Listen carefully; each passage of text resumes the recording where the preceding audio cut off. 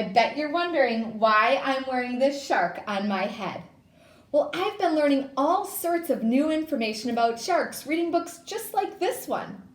I hope you've been enjoying reading new information too. And since I have so much new information, I thought I could also write a teaching book about what I've learned.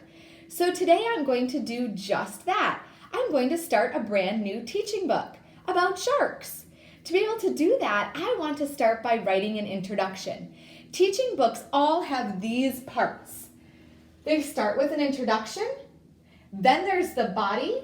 In the body, that's where you have your sketches and headings about all the different things that you're teaching about your topic. And finally, all teaching books end with a conclusion. Today I want to talk about writing an introduction.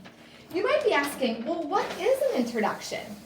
An introduction is the very first part of your writing.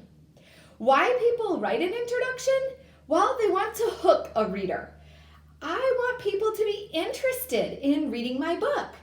They also want to tell the readers what they will actually learn about. This way, readers will really know if your book is the book for them. How we do that is by using this simple equation. We use a hook plus our topic to write an introduction. Try that with me. A hook plus our topic sentence equals our introduction. The introduction can be completed by using a few simple tools. First, the hook. The hook generally, just like a fishing hook hooks the fish, a hook is a way to grab a reader's attention. We want to grab a reader's attention by using one of various tools, but one of my favorite hooks is to start by asking a question. When we ask a question, we get the reader to think about an answer. And in getting the reader to think about an answer, we've gotten them interested already in our book. After writing a hook, then there is the topic sentence. And that's the time that it's important for us to tell the reader just why they should read the book and what they will learn when they read the book. And that way they truly check it out if it's a good fit for their learning. Here are some sentence starters that you might use when you're writing an introduction. You might start with your hook by saying, "Did you know?" and offering a question. You might follow that with your topic sentence by saying, "You will need and read this book too." All of those are just sentence starters, of course. You would need to finish those sentence starters to make sense for your book. Let me show you how I would do that if I were writing about sharks. To start my introduction, I'll write a hook. I'm going to use asking a question as my tool for writing a hook. I am also going to use the sentence starter, "Did you know?" My hook will sound like this.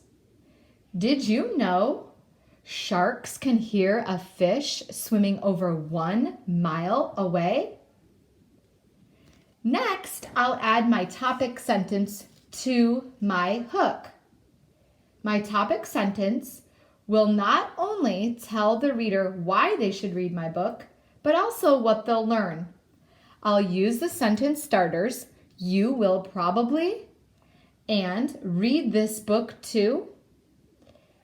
It will sound like this. You will probably be surprised about all you can learn about sharks. Read this book to learn more about sharks. If I would like to make a more complex topic sentence, I can use my headings to list everything that people will read about in my book. It would sound like this. You will probably be surprised about all you can learn about sharks. Read this book to learn more about what sharks eat, how they hunt, what kinds exist, where they live, and how they're doing today. The final introduction for my shark book will sound like this. Did you know sharks can hear a fish swimming over 1 mile away? You will probably be surprised about all you can learn about sharks. Read this book to learn about sharks. Okay, first graders, now it's your turn to practice writing an introduction. You can use the template provided or your own paper to write an introduction about a topic of your choice, or you can use the topic that I'm writing a teaching book about, sharks. Don't forget in your introduction to include both a hook and a topic sentence. Thanks so much for joining me today. I can't wait to see you later in the week. Happy writing!